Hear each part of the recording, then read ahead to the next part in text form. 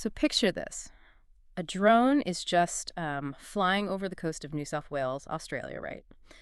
And the pilot spots a humpback whale moving unusually slow. Right, like she's just resting or something. Exactly. He totally thinks she's resting. But then, out of nowhere, a plume of blood hits the water, and this tiny calf just breaks the surface.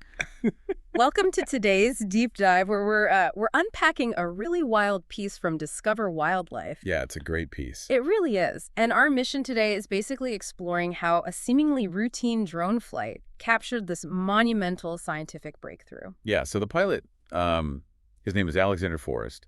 He volunteers with ORCA, which is the Organization for the Rescue and Research of Cetaceans in Australia. Right. And he was just doing a standard coastal monitoring flight, just executing his usual route when he noticed that slow, consistent northbound drift of the female humpback. Yeah, and, well, here's where it gets really interesting. Because capturing a moment like this isn't just about being in the right place at the right time. I mean, it makes me think of, like, traditional wildlife photography, where a researcher sits in a camouflaged blind for 3 weeks just to see a snow leopard blink. Oh, yeah, totally. The waiting game. Exactly. Except here, Forrest is literally just flying a consumer drone over the ocean. Yeah.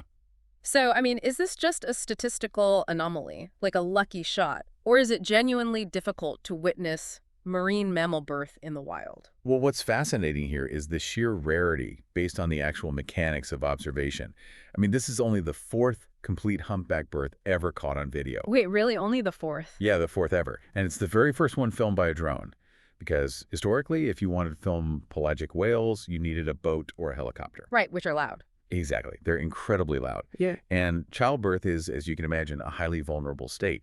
So the acoustic footprint and the physical displacement of a boat engine, that will absolutely spook a laboring whale. Oh, sure. She'll just dive deep or flee, which completely disrupts the whole process. Yeah. But a drone bypasses that problem entirely because it operates, way outside their acoustic threat zone. Right, because the drone was basically invisible to her, which is why Annie Post, she's the head of research at RRCA, she actually confirmed the whale was already in active labor when Forrest first spotted her. Right, and they actually managed to film the newborn for hours. Yeah, just watching it rejoin its mother and navigate its first moments in the world. Mm-hmm. Which is amazing, but I want to pause on the scientific payload here. So what does this all mean? Because I have to push back a little bit. Like, are we just looking at highly compelling nature documentary footage here? Or is there tangible structural data that marine biologists are actually extracting from this? It's kind of like filming the first hours of human infancy, right? Like, what specific maternal behaviors are they looking to learn from this? It is definitely far more than just compelling footage. Yeah. I mean, because historical accounts of humpback birth were so incredibly sparse, scientists have just lacked continuous baseline data on postpartum maternal behavior. Oh, because they usually scare them off. Exactly. So this totally unbothered footage gave them precisely that data. For example, instead of just guessing how a completely exhausted newborn manages to reach the surface for its first critical breaths, researchers got to watch the mechanics in real time. Wow. And what did they see? Well, the mother actively utilizes fluid dynamics. It's amazing.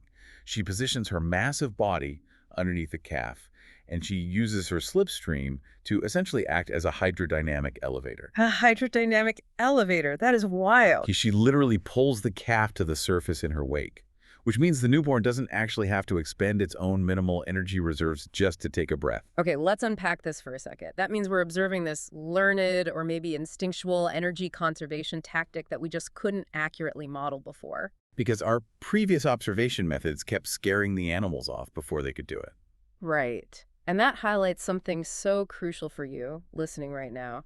In this modern world where it feels like, every inch of the planet is mapped and cataloged, non-invasive technology is quietly opening up entirely new frontiers of natural data.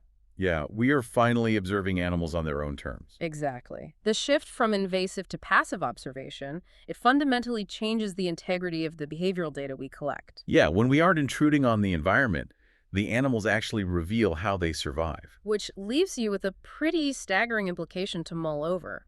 I mean, if non-invasive drones are just now allowing us to quietly pull back the curtain and witness a massive humpback using a hydrodynamic elevator to save her calf's life, Right. how much of what we think we know about marine life behavior is going to be completely rewritten in the next decade?